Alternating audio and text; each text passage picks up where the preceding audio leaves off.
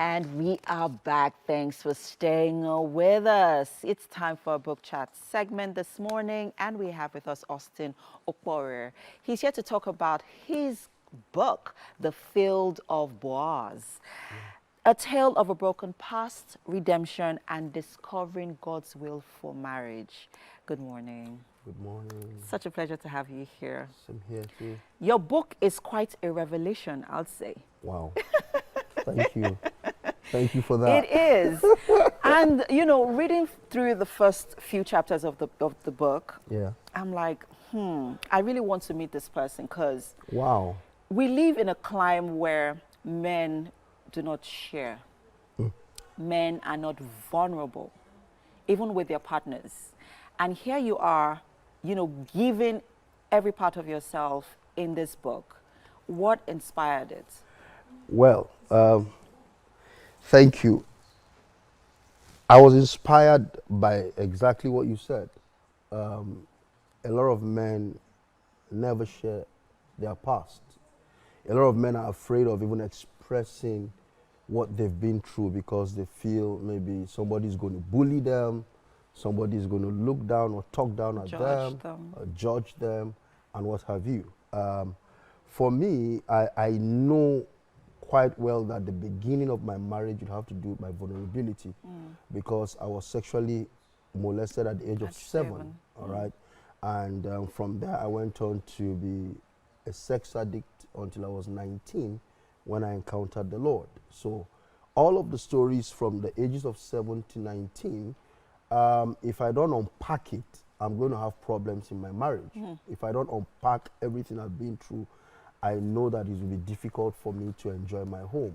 And again, the second reason was because I was also coming from a broken home, all right? A broken home where I didn't see a perfect example as at that time. Though my parents went on to become a great example in their later years, but the first 20 to 30 years of being with them, I will say that I needed to walk my own path. And to walk my own path, I will have to tell my story to the lady I wanted to get married to. So I'm sharing my story because it's important for men to be more vulnerable when it comes to issues about our past. So I'll come back later to why you decided to use Boaz as your as the story, as the fiction character here, as the character you wanted to, you know, use in telling more of your story and also making such a strong impact. But let's talk about how you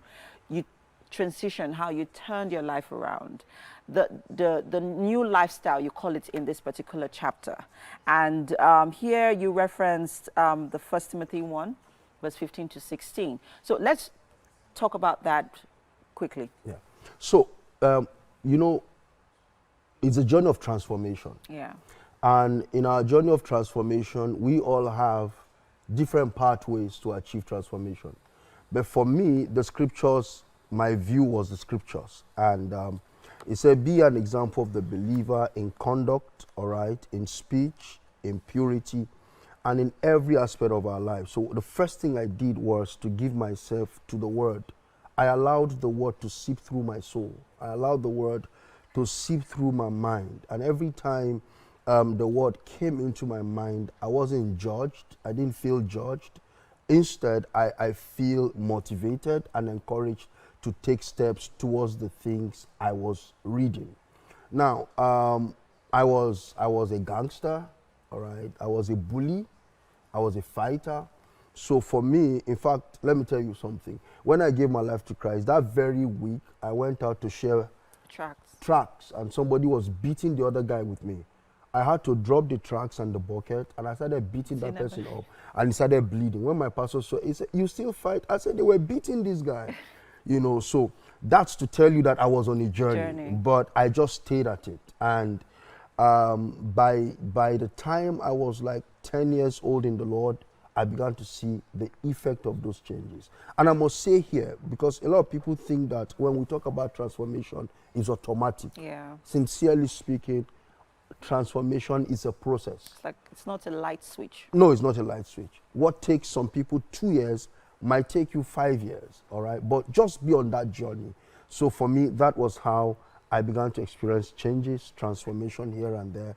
And before you know it, I can say that some things are forever gone, never to come back in my life again. While going through your book, there was a particular chapter that resonated with me. Catalyst for Freedom. Oh my. Restitution, forgiveness, and reconciliation. I know you would touch it. Yes, I would, because it's a big problem that a lot of us really do not acknowledge, and that is unforgiveness.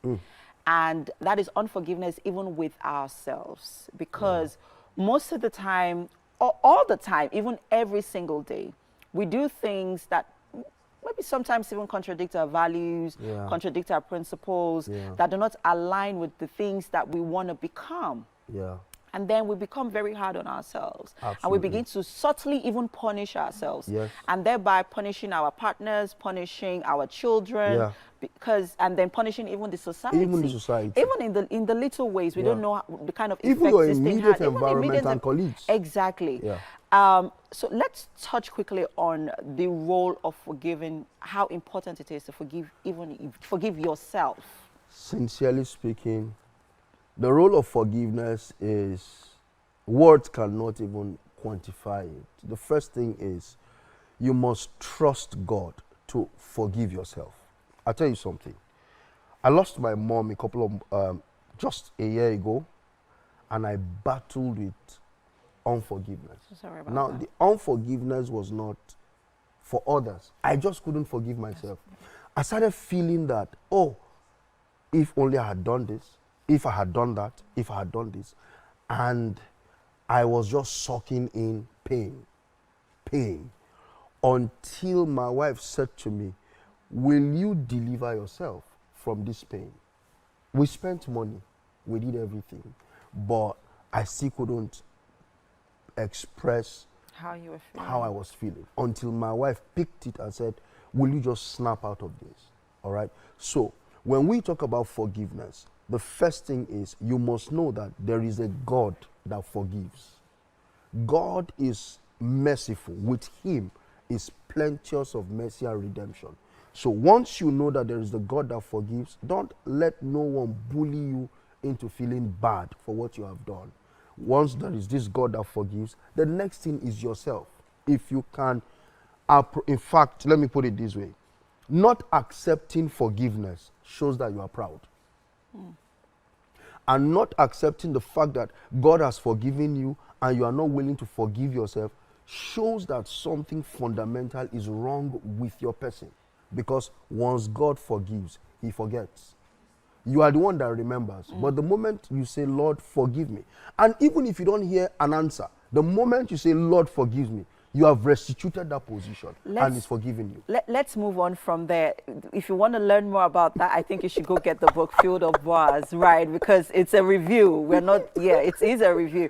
But quickly, let's touch on Boaz, the character here that you decided to, build your story around. The Field of Boaz. Why Boaz? Yes, Boaz, because number one, Boaz is, in this context, a Jew. And as a Jew, he's not supposed to marry someone that is an outcast or an outsider. All right? So Boaz decided to go for this woman called Ruth. Number two, Boaz is wealthy. And we saw the generosity of Boaz when Ruth appeared in the field. He said, don't just give her handout. Deliberately leave some of my best crops for her to be able to harvest. Number three, you would notice that at night, Boaz was sleeping and Ruth was around his skirt. And he woke up and he said, what's going on here? He didn't call her my girlfriend. He called her my sister, my daughter. So a man like that already gave us an entry point into how family life should be looked into. Number five, the reason is because oftentimes, most of us look at the story of Field of Boaz from redemption alone. And I wanted to literally speak about Boaz the man and Boaz the husband, as against Boaz, a type of Jesus that brought redemption. Yes, that was what happened there. But we also saw that he was willing to be an example of a husband that would not take advantage of a young lady who was vulnerable that time. So Boaz didn't take advantage of her vulnerability. Instead, Boaz covered her and protected her, transformed her, brought her in as his wife. These are the reasons why I decided to go with Boaz. And you know, of course, you can marry Boaz to Joseph, right? Yes. We talked about that earlier on, where I said there's a lot of similarities between the story of Boaz and Joseph, Yes, because these were men that protected their women. They literally Absolutely. gave their lives for their women, you know, to preserve them, to keep them, to honor them. Honor them. Honor them. Yes. Because we live in a climate where we're not saying that, you know, but there's so much, you know, in that there's so much false narratives and disparities between the male and the female gender. And it sometimes feels like there is some competition somewhere where it is this gender versus this gender. But it is not. It is not. We were coined from your loins. Yes. So we're all supposed to You protect. can say that again. You were coined from my loins. That's it. From my rib. Yes, from your rib. And so I'm supposed to unveil exactly. you. I'm supposed to protect you. Yes. I'm supposed to allow you find expression. Exactly. You know, I mean, there's a sad story. Let me just quickly put it out there. A lady who was working and couldn't tell her husband how much she was earning.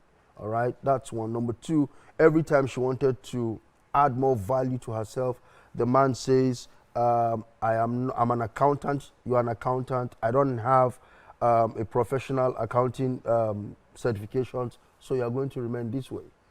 Now, that's not a man willing to unveil a woman. All right? It's a man that is caging a woman. And there is nowhere in the Bible, there's nowhere in the Bible where the scriptures say we should cage a woman. Instead, we are supposed to unveil a woman. But what you just said now just takes me back to the point we raised earlier on. Okay. On forgiveness. Yes. Because if you do not forgive yourself, forgiveness comes from a place of love. Absolutely. And you have to love yourself Yes. to be able to forgive yourself. Absolutely. And once you have experienced that resurgence or that freedom, then you're able to just allow people express themselves in, you know, whichever way they would love to. Yes. This is quite an insightful book, Navigating the Journey Towards Redemption and Finding God's Purpose for a Blissful Marriage. I think it's a must read. Yep. For every man. Yeah. And even women as well, because there's so much to learn from. Because there's nothing wrong with the woman reading it and also, you know, teaching the man. Yeah. Because I feel like marriage is an institution where both partners are meant to learn from one another. I mean, I'm married for 15 to 16 years now. Wow. And maybe I have just my BSc and 1 or 2 certifications. My wife is a chartered accountant. My wife has masters in finance. My wife is a chartered banker. My wife is a professional. Now, if I am not secured, I will be threatened by that. But hey, she makes the money, she gets the car, I drive the car. Fantastic. There's nothing bad there. That's because I'm secured. This is quite an insightful conversation. It's a beautiful read, The Field of Boaz. Thank you so much, Austin, for sharing your story with the world. Thank you for having me. I think you at home watching, go get this book, The Field of Boaz. And that's it on our book chats conversation for now.